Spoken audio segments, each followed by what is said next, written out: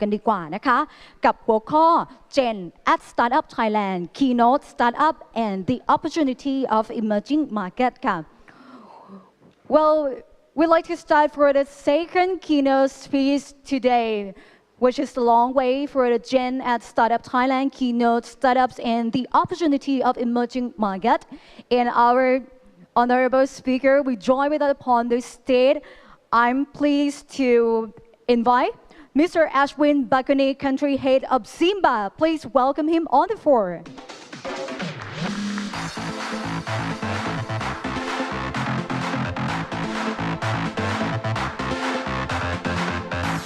Hi. Hi. Hello. Hi. Sawadee-kap. Well, good morning. How is everyone? Good. Nice. Perfect. Okay.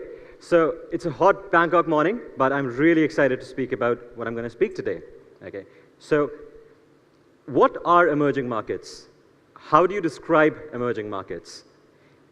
How do you differentiate emerging markets from already developed markets? That's what we're going to continue over to the startup ecosystem in this presentation. Okay. So let me start by asking you this. Are we looking at emerging markets in the right way? Are we fully grasping their potential to disrupt the global ecosystem, the startup ecosystem? Now, these are some of the questions that really excite us because answering these questions makes us feel that we have the key to the next 5 years of the global startup ecosystem. Now, over the past few years, I've had the pleasure of working on global products, but with the niche on the emerging market ecosystems. And I've been able to witness firsthand the magnitude of disruption of the innovation that is happening in these economies. And today, I would like to share with you some of my excerpts of how these products which were developed, which were marketed for emerging markets, have actually disrupted the global economies. How do we think about emerging economies? Okay, so when we think about emerging economies, we think of aspiration. We think of aspirations of the people who live in the economies. We want to buy Mikey shoes. We want to buy Gucci bags. You know, if you're lucky, we can even go up to Dolce & Banana once, right? But this is the scarce reality of when we imagine emerging markets. When I tell you to think about emerging markets, probably this is the picture that comes to your mind, right? Now I know I'm generalizing. I know I am. And you know, for a person who's coming from India, generalizing about emerging economies, I mean, you can understand. There's no more irony than that, right? But what I fear is, like all the jokes apart, what I fear is how we look at emerging markets is way wrong than what the ecosystem is right now. We have all been aspiring to move towards the developed economies. We aspire to create products for the developed economies for the people who are literate enough, who are intelligent enough, who have the capacity to pay for the products that we are building, right? But we don't see emerging economies in a way that we should have seen over the past couple of years. That's where I think we have a lot to improve upon because some of us have beautiful ideas about how to help emerging economies, about how to go about doing the changes, making disruptions in these economies, but the magnitude of this disruption is still beaten on a lot of us. That is where we miss out on the other side of the street of these emerging economies. In countries like India and Kenya and Rwanda, there's so many disruptions happening that are beating the global markets in terms of innovations. And to name a few, let's say mobile payments. Paytm in India, M-Pesa in Kenya, WeChat in China, right? These are global products that were first devised in these emerging markets and then moved on to the global scale. When you see that disruption happening, and when you look at the fact that now global companies like Apple and Samsung now are moving towards Apple Pay and Samsung Pay to compete with these products, you can analyze the impact that the products developed for these emerging markets are actually having on a global level. The point that I've been coming here, like the point that I'm trying to make, is to establish a pattern. the pattern that innovation, which was earlier seen as moving from the developed economies to the developing ones, to the emerging economies, right, is not holding true anymore. It's completely changed, and it has come to a point this year that it's almost reversed. We are seeing innovations now which are going from the emerging economies to the developed economies, as I've displayed in the examples above. This comes to the point of asking the question, why? Why is this happening? How is this happening? To answer the question of why is this happening, there are a couple of key points. And over the presentation, I would like to demonstrate this by comparing a developed economy, let's say Italy or other countries, European countries, and a developing economy, India, because that's where we're working right now. This is the demographic graph of the India and the India and Italy. What you see here in Italy, there are very few people over the age group of 75.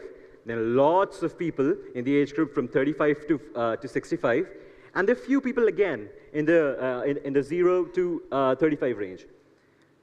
The actual numbers are in the Italian economy, less than 17% of the people are under the age of 35. 17%. Now compare to the Indian demographics. There are very few people from 75 to 100, which is the case with Italy as well. Then there are little more people in the age group of 35 to 65, and see the number of people from 0 to 35. 67% of the Indian population lives in the age group of 0 to 25. 67%. Now, that's a number which, if I tell you it as a number, you won't understand. But you have to understand that the demographic, which is from the 0 to 35 years, the under 35 years age group, is the productive workforce, is the workforce that defines the economy. It's the workforce that the middle class is made up of. This brings us to the middle class question. We are seeing right now, in this year and the years to come next, the middle class effect. About 30 years back, less than 15% of the entire world population was in the middle class. There were lots of poor people. There were lots and lots of poor people. In a couple of years, by about 2030, almost 1.5 billion people, new people, are going to move from the lower class to the middle class. Now, that is what we call the middle class effect. What does that mean for the economy? What does that mean for the startup ecosystem? The sweet spot. This is something we call the sweet spot. Now, how we define sweet spot is when a portion of the society moves from the lower class to the middle class by the millions, we define it as sweet spot. Are we hitting it right now? Of course we are. India is going to hit the sweet spot by the end of this year. Indonesia is going to hit the sweet spot by 2019. Kenya by 2025. It's not happening tomorrow. It's not happening the day after. It's happening right now. Everyone is moving towards the sweet spot. Now, what does sweet spot actually entail to? When you empower the middle class consumers with the access to money, with the access to products, and with the access to getting something while sitting on their own seats, that creates growth. So there's a big phenomena where the size of the middle class in a country, the size of the middle class is exactly proportionate to how developing the economies of that country. So that's what we are hitting right now in India, and that's what we are going to hit in the next few years over the next couple of developing countries, as we call them. The next factor that empowers startup ecosystems and emerging economies, as we call them, is the average education. Now, look at this map. This is about 30 years ago, about 25, 30 years ago. This was the average education over the world. The blue ones are the countries which are almost 100% educated. The orange and the red ones basically mean that they're not so educated. This was 30 years ago. This is the map now. In the next few years, by 2022, World Bank estimates that almost the entire world, there'll be almost 100% literacy, the entire world. Now, what that entails is that when you bring education to the masses, which is, by the way, happening by ways of mobile communication, by ways of internet, that empowers the people to do some things that they've never done before. That empowers them to reach out to the masses. So you can sit at your home, create your own website, and reach out to the masses. You can sell products, you can educate people, you can spread awareness about public health. You can do everything that you want.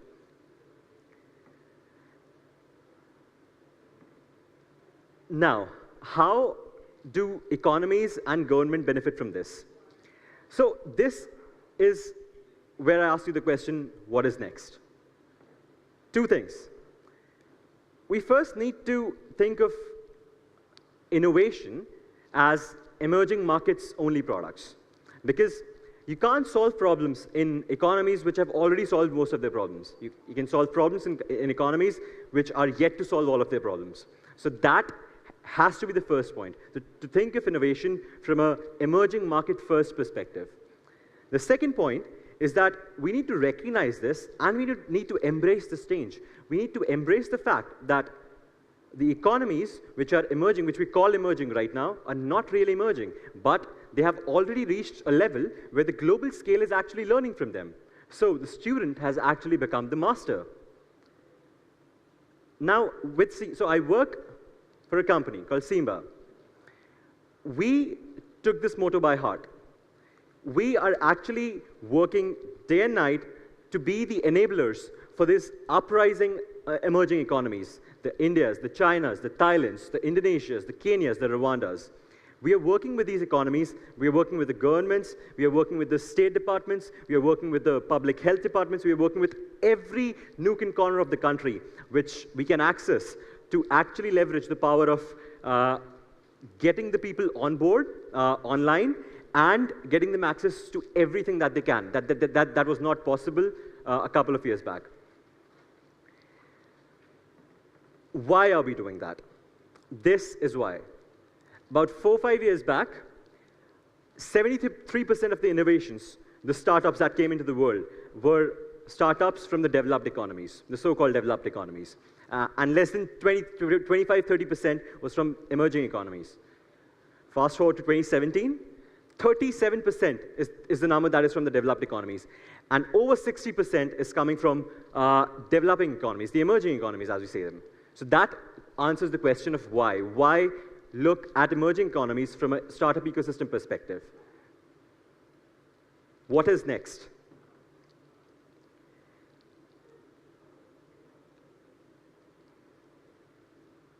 How do we make change in the society which doesn't, you may ask the question, how do we make change in the society which doesn't know how to maybe go online?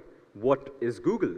What is Google Maps? What is a website, right? All these emerging economies ask these questions because it's a steep learning curve. If you want to create a website, it's a steep learning curve. You have to do the PSD, you have to do the design, HTML. It's difficult work. So a lot of small and medium businesses can't do that because they don't have the education to do that. So how do we go about it? We are doing that in India right now by Simba. So what do? We are empowering SMBs. We have already empowered about 20,000 SMBs to create their own online product portfolio on the web. And the best part, it's all done in under 60 seconds. 60 seconds is all anyone needs to create a website, to create a fully functioning web portal with all their products, with the description about their products, with the description about their business, and everything that you need in the world for the end users, for the businesses' end users, to find the actual businesses. 60 seconds. How do we do this? We have an Android app. It's called Simba. When a small and medium business downloads the app, he spends 60 seconds in the application. He enters his business name, he enters the phone number, he enters his location, he enters probably his opening hours, he answers like 6 or 7 simple questions, and bam, he's online. His website is online. So for example, let's say me, for example, I have a cafe. It's called Ashwin's Cafe. How do we go about it? I enter the name as Ashwin's Cafe, I enter a couple of more information, and in 60 seconds, I'll have my website online called simba.com/Ashwin's Cafe. Now, this is all well good and done in theory, but how do we make practical changes on the lower levels? Because less than 10% of the economy lives in the metropolitan areas, right? The rest of it lives in the rural areas, lives in tier 2 and tier 3 and tier 4 cities. So how do we go about making a change in these systems? Two ways. One, we partner with the governments, and second, we partner with the SMBs. So the first one, when we partner with businesses, in the first criteria of businesses, the businesses have access to a suite of 5 services, which we call the Simba power-ups. Now, what are they? One is mobile presence. The first step of being online, of making the users know that you have a business is being online. So now you have a website and you're listed on Google. So we make you SEO friendly. We make all your recommendations come on Google Maps, on Bing Maps, on Yellow Pages, everywhere in the world. So you are visible everywhere. So if the end user wants to find your business, super easy. He just searches it and your business is there. That's the first one, visibility. The second one is services. Once the business is online and he's getting queries, that's where we empower the users to connect with their clients. So the businesses can directly chat with their clients over WhatsApp, over Messenger, or a phone call. The third one is the CRM services. Now, what if the business needs to put out its products? Let's say I want to sell coffee beans, and I want to describe them, and I want to show the quantity. That's where the CRM comes in. So when the user is using a CRM, he can have his entire product portfolio online. The next is operations management. It's a small business, right? So he would definitely not have needed a chartered accountant or maybe an executive assistant or things like that, human resources to manage his business yet. But since we are growing the business right now, he'll need those services. So we provide those services as well. And then we provide third-party integrations, which include everything from Paytm, from PayZip, from Flipkart to Amazon to Alipay, every service possible on this earth. Coming to the second part, let's say the businesses are online. Coming to the second part, the governments. What do we do with the governments? We set up digital agendas for the government. Now, we contact governments, and we tell the governments which are willing to participate in the digital agenda. For example, in this case, in India, the Indian government right now is focusing towards a completely cashless economy. So we propose to them that, hey guys, we want to partner up with you to partner all the businesses, bring them online, and make the economy cashless. That's when the governments start to realize the importance and the disruption when a small app can have to a large number of SMBs. So that's how we contribute with the governments and move to the scale which was not possible before. So we move to rural areas, tier 3, tier 4, tier 5 cities, everywhere in the country. If you look at the map, this is what Maharashtra looks like right now. So this is the number of Simba users that you see all over Maharashtra. We have close to 24,000 users in Maharashtra right now, and we are aiming for about 500,000 by the end of this year over the entire country. It's an ambitious goal, but we are super sure we're going to get it because our growth is not paid at all. It's completely organic. It's completely word of mouth. So when people hear about a service which can bring you online for free, you don't need to do anything. Just spend 60 seconds of your time. They want to tell their friends. They want to tell their families. So that's how we are growing. We're already 24,000 strong in India. We're going to grow up to 500,000 by the end of this year. This brings me to the biggest project that I've worked on till yet. It's called the Bring Maharashtra Online Initiative, the BMO. What is BMO? This initiative is partnered up with the government of Maharashtra. Maharashtra is the third largest state in India.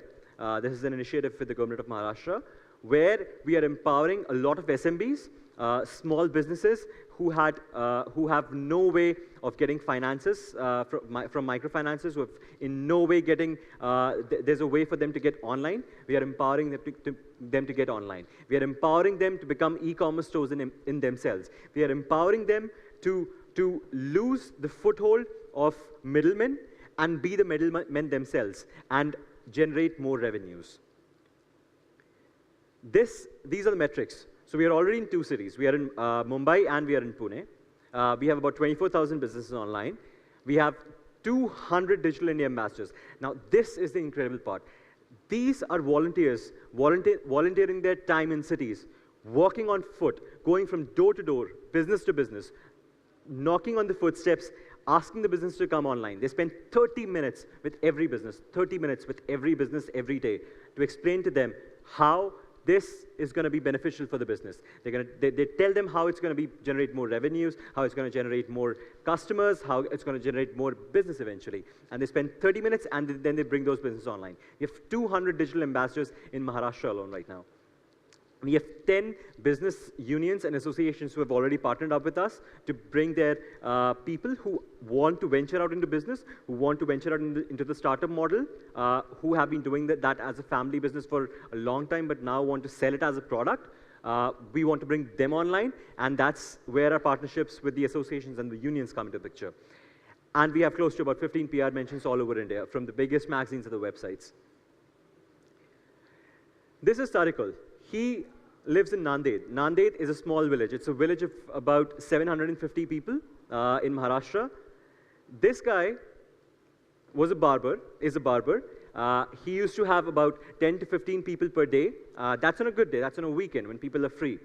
Now, once he's put his website on the map, and once we had started promoting it, because this is the project that we took up as the ad project, he gets about 35 to 40 businesses every day, because people from all around the village have seen his posters on the wall, have seen his posters on the billboards, and they want to see what is this about, and they come and want to see his business and get their haircut done by him. This is another guy, Shiv. He lives in Mumbai. This is Faraji. He's Kenya. So this guy is another brilliant guy. He is a clay artist. So initially, his entire demographic of his sales people used to be just in his city. Now he is spread to over a 200-kilometer radius where he sells his products everywhere, and he has come on a professional suite with us in which we provide him e-commerce solution as well, where he can sell his products online. He sells close to 100 idols a day just through the websites, just through the Simba website. This is the Bring Maharashtra Online initiative. We have partnered up with the Young India Fellowship and the Young Inspirators Network to bring this online. We have partnered up with them to educate people. We have partnered up with them to empower people by telling them the power of communicating to the audience.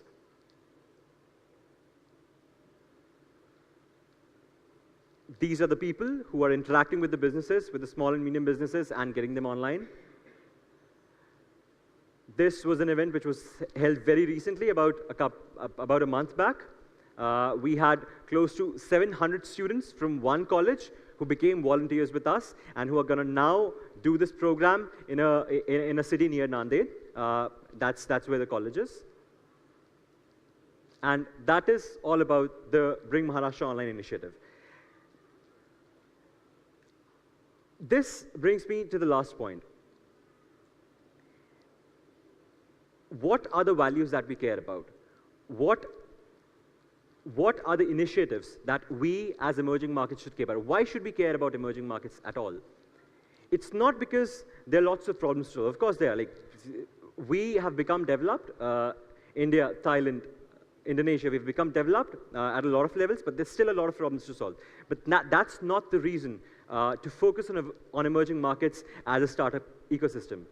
The reason is that over the next couple of coming years, the emerging markets are going to be the workforce powerhouses of the world. This is going to be the place where everyone is going to be coming and joining the initiative. So you should be a part of it. You should want to be a part of it. The reason is not because of a social ends to the means that you want to do. The reason should be that this is the economy that's going to bring the world online, and that's going to bring innovations to the world which are not happening at the pace that they were happening a couple of years back. And that's where I end my speech, because my time's up a lot. So thank you so much, guys. Thank you so much to you. Well, thank you for sharing your insightful presentation with us today. ทุกท่านได้เห็นแล้ว